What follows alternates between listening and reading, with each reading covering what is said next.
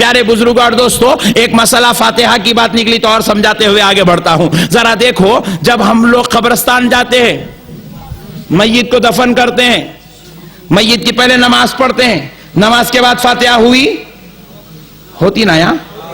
نہیں ہوئی تو کل سے شروع کرو. نماز کے بعد میت پر فاتحہ، تدفین کرنے کے بعد خبر پہ کھڑے ہو کے پھر فاتحہ، پھر اس کے بعد 40 قدم پہ فاتحہ. نہیں، اور یہ آپ غلط بول رہے ہیں. میں سانگلی سے واقف ہوں، آپ غلط بول رہے ہیں. سانگلی میں اب یہ فاتحہ بند کرنے کی چکر چل رہی ہے، اور قسم خدا کی میں دوبارہ لوٹا دوں گا.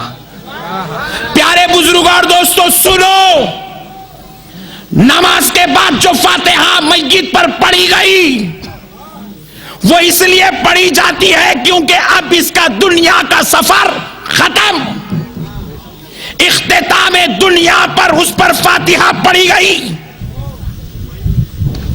اور اس کے بعد قبر پر فاتحہ پڑھی جاتی ہے تدفین کے بعد. کس لیے؟ علماء نے جواب دیا کیونکہ اب یہاں سے آخرت کا سفر شروع ہو رہا ہے، اس کی آخرت کی زندگی پر فاتحہ. پیدا ہوا تھا تو فاتحہ، کیونکہ وہ دنیا شروع ہوئی.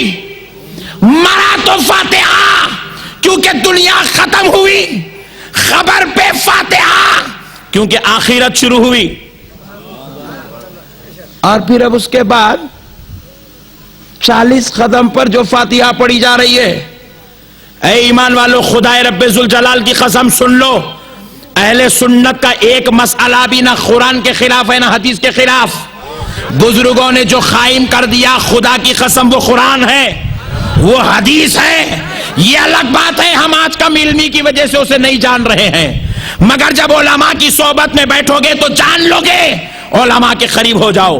پیارے دوستو سنو، 40 قدم پر جو فاتحہ پڑھی جاتی ہے وہ میت پر نہیں پڑھی جاتی. پوائنٹ ٹو بی نوٹڈ، وہ میت پر نہیں پڑھی جاتی. پھر آپ پوچھیں مولانا 40 قدم پر جو فاتحہ پڑھی جاتی ہے اس پر تو سانگلی میں جھگڑے ہو رہے ہیں، وہ فاتحہ کس کے اوپر پڑھی جاتی ہے؟ آؤ حدیث شریف سے سناتا ہوں. میرے آقا صلی اللہ علیہ وسلم ارشاد فرماتے ہیں، بخاری و مسلم کی متفق علیہ حدیث ہے، تاجدار کائنات نے فرمایا، ان العبد اذا وضع فی قبرہ فتولی عنہ اصحابہ لیسمع قرعا نعلہم. آقا علیہ السلام فرماتے ہیں، جب بندے کو اس کی قبر میں لٹا دیا جاتا ہے اور اس کے بعد اس کی منہ پر مٹی ڈال دی جاتی ہے، اس کو سیلو کے پتھر لگا کر مٹی ڈال دی جاتی ہے، اور اس کے دوست اس کو دفن کر کے فتولا عنہ اصحابہ، اس کے دوست اس کو دفن کر کے پلٹتے ہیں. ہوتا ہے کہ نہیں ہوتا؟ آپ میت کو لٹا کر دفن کر کے مٹی ڈال کے پلٹتے ہیں. لیسمع قرعا نعلہم، بخاری شریف کی حدیث ہے، رسول اللہ ارشاد فرماتے ہیں، وہ میت خبر میں لیٹ کر پلٹنے والوں کی جوتیوں کی آواز کو سنتی ہے. بولو زور سے سبحان اللہ. پتا کیا چلا؟ میت زندہ ہو گئی ہے. میت سننے کا تعلق زندے سے ہے، سننے کا تعلق زندے سے. زندہ سنتا ہے، سننا زندے کا کام ہے. حضور کہہ رہے ہیں لیسمع قرعا نعلہم، وہ اپنی خبر میں لیٹ کر پلٹنے والوں کی جوتیوں کی آواز کو سنتا ہے. پھر آقا آگے ارشاد فرماتے ہیں، فیقعدانہ، اس کو اٹھا کر بٹھایا جاتا ہے. کیا کیا جاتا ہے؟ بولو. میں بولا اے اللہ، بیچارہ کاؤنٹر پہ بیٹھ بیٹھ کے آیا، اب کئی کو اٹھا کے بٹھا رہے، اب تو لیٹا، مولا ذرا لیٹنے دے. مولا بولے نہیں، یہ ہمارا قانون ہے، ہم اٹھا کر بٹھاتے ہیں. ہم بولے مولا بیچارہ کار پہ بیٹھ بیٹھ کے، لاری پہ بیٹھ بیٹھ کے، بس پہ بیٹھ بیٹھ کے تھک کے آیا، مولا تھوڑا لیٹ جان دے. نہیں، فیقعدانہ، ہم اس کو اٹھا کر بٹھاتے. میں بولا مولانا اے اللہ، وہ بیچارہ امیر صاحب تھا، گھوم گھوم کے پھر پھر کے چکر لگا لگا کے پریشان ہو کے آیا، تھوڑا لیٹنے دے مولا. اتنے کھٹکے مارا، اتنے کھٹکے مارا، پریشان ہو کے آیا. مولا کہتے ہیں پریشانی اس کے ساتھ ہوں گی، ہمیں کیا، ہمارا قانون ہے، ہم اسے اٹھا کر بٹھائیں گے. فَيُقْعِدَانِهِ بخاری شریف کے الفاظ ہیں، اس کو اٹھا کر بٹھایا جاتا ہے. اَتَاهُ مَلَكَانِ، اس کے پاس دو فرشتے آتے ہیں. اس کو بٹھانے کے بعد دو فرشتے آتے ہیں. ذرا سوچو دوستو، کیوں اٹھا کر بٹھایا جاتا ہے؟ اب ایک بازو والے ملا جی کیا بولے اس لیے اٹھا کر بٹھایا جاتا ہے کیونکہ اب اس سے سوال جواب ہونے والا ہے. تو میں بولا لیٹے ہوئے آدمی سے بھی سوال پوچھ سکتے اور لیٹ کے جواب دے سکتا. جواب دینے کے لیے بیٹھنا کیا ضروری ہے؟ نہیں. پھر ایک ملا جی بولے نہیں سوال جواب نہیں، اب اس کو جو ہے فرشتے آنے والے ہیں ان کے لیے اٹھا کر بٹھاتے ہیں. تو میں بولا فرشتوں کے ادب کے لیے اس کو بٹھانے کی کیا ضرورت ہے؟ اشرف المخلوقات تو انہیں ہیں. نہیں، بڑے مرتبے والا انہیں ہے. انہوں آئے تو انہوں کا ہی کوٹنا، انہوں اٹھ کے کھڑنا، انہوں آ گئے. نہیں پیارے بزرگار دوستو، مسئلہ کیا ہوا؟ پھر بولے مولانا آپ ہی بولو کائی کو بٹھاتے. میں بولا سن، اس لیے بٹھایا جاتا ہے، رب کریم فرماتا ہے اے میرے بندے اٹھ کر بیٹھ جا، کیونکہ اب تیری خبر میں آمد مصطفیٰ ہونے والی ہے.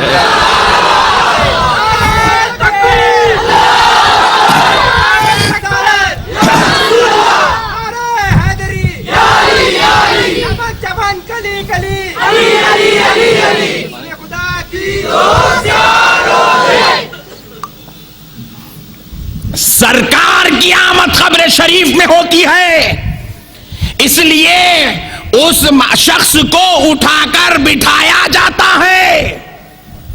اب اس کے بعد آقا علیہ السلام خود ارشاد فرماتے اس کو اٹھا کر بٹھایا جائے گا.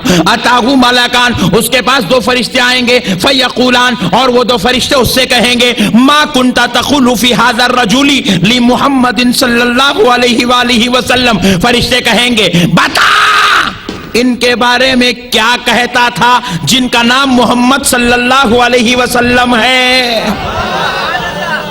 ھذا الرجل کا لفظ ہے، بخاری شریف کے الفاظ ہیں ھذا الرجل. ھذا الرجل کا مطلب ہے یہ ذات اقدس، یہ شخص، یہ ذات اقدس، یہ ہستی اعظم جن کا نام محمد صلی اللہ علیہ وسلم ہے. ما کنت تقول، کیا کہتا تھا جب زمین کے اوپر تھا؟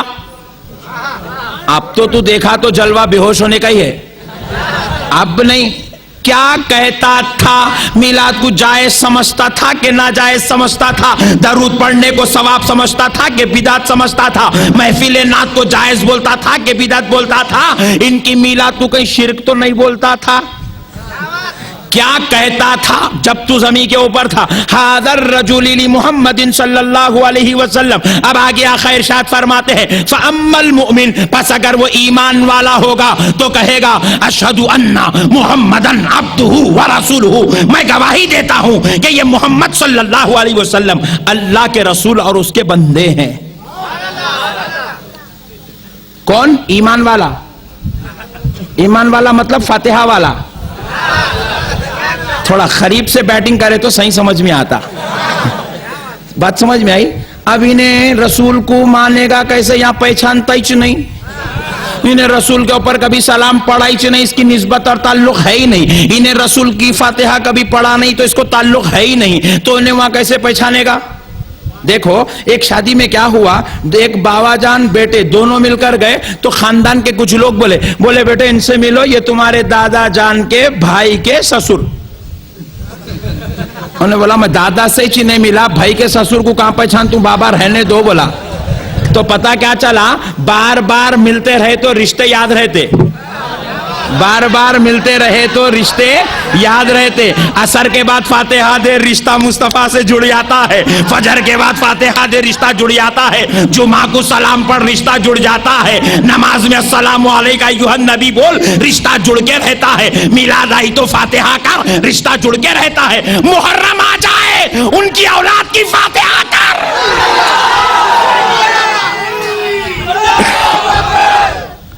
ان کی اولاد کی فاتحہ، ان کی اولاد کی فاتحہ کرتے رہو، رشتہ جڑ کے رہتا ہے. فرشتے بولیں گے اے یہ میرے نبی ہے جو تیری خبر میں آئیں گے، تیری خبر میں تجلوہ گر ہوئے ہیں، تیری قبر میں تشریف لائے ہیں. تو اب فرشتوں کو بولیں گے تم ذرا بازو ہٹو، تم کون تعارف کرانے والے؟ تم بیچ میں کہیں کو؟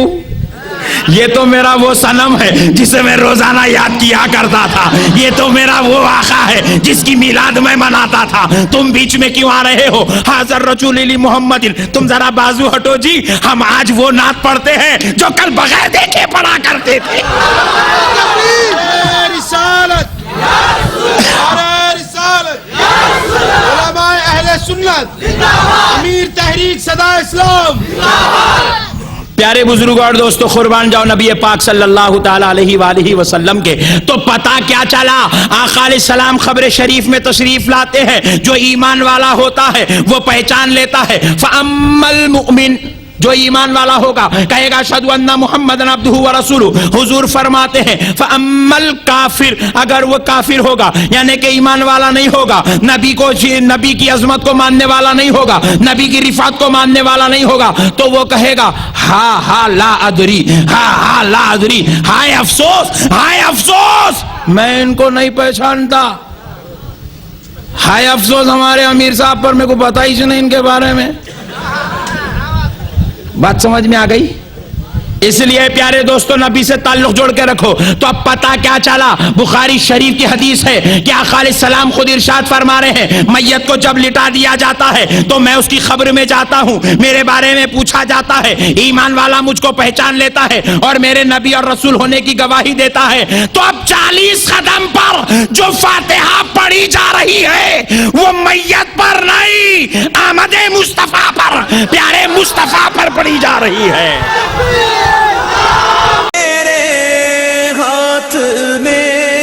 ہاتھ میں نے دیا ہے تیرے ہاتھ میں، ہاتھ میں نے دیا ہے تیرے ہاتھ ہے، لاج یا